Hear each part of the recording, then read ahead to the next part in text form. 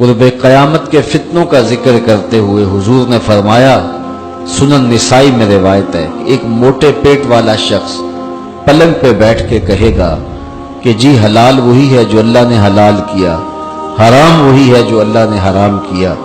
فما انما اوتیت القرآن ومثلہ معہ، مجھے قرآن دیا گیا اور قرآن جتنے اور علوم بھی میرے سینے میں ڈالے گئے، جس کو میں حلال قرار دے دوں وہ ایسے ہی ہے جس طرح اللہ نے حلال قرار دیا ہے، اور جس کو میں حرام قرار دے دوں وہ ایسا ہی ہے جس طرح اللہ نے حرام قرار دیا ہے۔ یہ حضور کا اختیار تھا۔ حضور کو اللہ تعالیٰ جل شانہ نے اختیار عطا کیا تھا۔ حضور علیہ السلام گفتگو فرما رہے تھے کہ لوگوں حج کے لیے آیا کرو، تو اقرا بن حابس رضی اللہ تعالی عنہ کھڑے ہوئے اور عرض کی، افی کل عام یا رسول اللہ صلی اللہ علیہ وسلم، حضور ہر سال آیا کریں؟ تو حضور خاموش رہے۔ تو پھر فرمایا، ترغیب دی، لوگوں حج کے لیے آیا کرو۔ تو انہوں نے پھر کہا، افی کل عام، حضور ہر سال آیا کریں؟ حضور پھر خاموش رہے۔ پھر ترغیب دی تو انہوں نے پھر کہا، ہر سال آیا کریں؟ حضور خاموش ہو گئے۔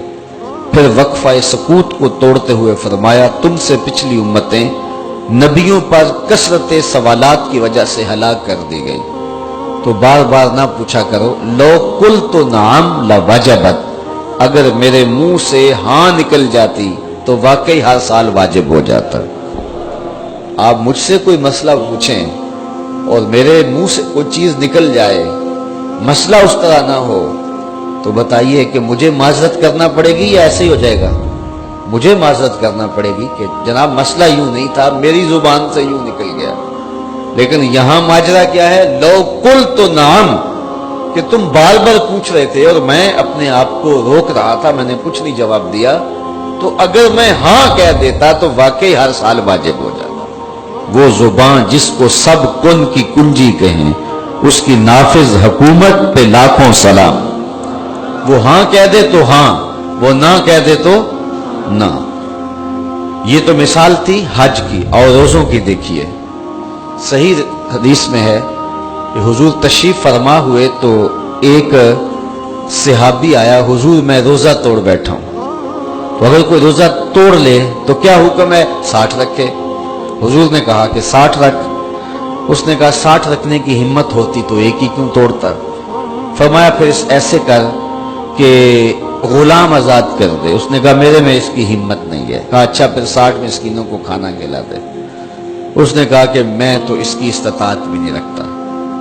اگر کوئی روزہ توڑ بیٹھے تو اس کے کفارے میں یہی 3 صورتیں ہیں، اور اگر کوئی مجھ سے پوچھے تو میں یہی 3 صورتیں ترتیب سے بتاؤں گا۔ سب سے پہلا کام کہ وہ 60 مسلسل روزے رکھے۔ اگر اس میں طاقت بدنی نہیں ہے تو پھر دوسرا آپشن ہے کہ وہ غلام آزاد کرے، اور اگر اس کی طاقت بھی نہیں ہے تو پھر ہے 60 مسکینوں کو کھانا کھلائے۔ یہ نہیں ہے کہ روزہ توڑ لیا تو 60 مسکینوں کو کھانا کھلا دیا، وہ 60 روزے رکھنے پڑیں گے۔ ہمت نہیں ہے تو پھر دوسرا سٹیپ ہے، اگر اس کی بھی ہمت نہیں ہے تو پھر تیسرا سٹیپ ہے۔ اور اگر کوئی کہے میں یہ بھی نہیں کر سکتا تو میں تجھے کہوں گا تجھے کہا کس نے تھا کہ روزہ توڑ؟ لیکن اس نے کہا حضور میں 60 مسکینوں کو بھی کھانا نہیں کھلا سکتا۔ حضور نے فرمایا بیٹھ جاؤ۔ وہ بیٹھ گیا۔ تھوڑی دیر کے بعد کوئی آیا حضور کی خدمت میں، وہ کھجوروں کا ٹوکرا لے کر کے، تو اس نے حضور کی خدمت میں وہ نذرانہ پیش کیا، تو حضور فرمایا وہ مسئلہ پوچھنے والا کدھر گیا؟ تو وہ قریب ہی بیٹھا تھا، حاضر ہو گیا۔ کہا یہ کھجوروں کا ٹوکرا لے لو اور جا کے 60 مسکینوں میں بانٹ دو، تمہارے روزے کا کفارہ ہو جائے گا۔ اس نے کہا کہ ان 2 پہاڑوں کے درمیان میرے سے بڑا مسکین ہی کوئی نہیں۔ تو حضور اتنے مسکرائے کہ حضور کی داڑھیں صحابہ کو نظر آنے لگے۔ فضاحک النبی حتی بدت انیابہ، حضور اتنا مسکرائے کہ حضور کی انیاب، حضور کی داڑھیں صحابہ کو نظر آنے لگی۔ پھر حضور علیہ الصلوۃ والسلام نے فرمایا اچھا جا خود کھا لے، اپنے بچوں کو کھلا دے، تیرے روزے کا کفارہ ہو جائے گا۔ مجھے بتاؤ حضور کے علاوہ یہ اختیار کس کو حاصل ہے؟ یہ اللہ کے محبوب علیہ الصلوۃ والسلام کا اختیار ہے۔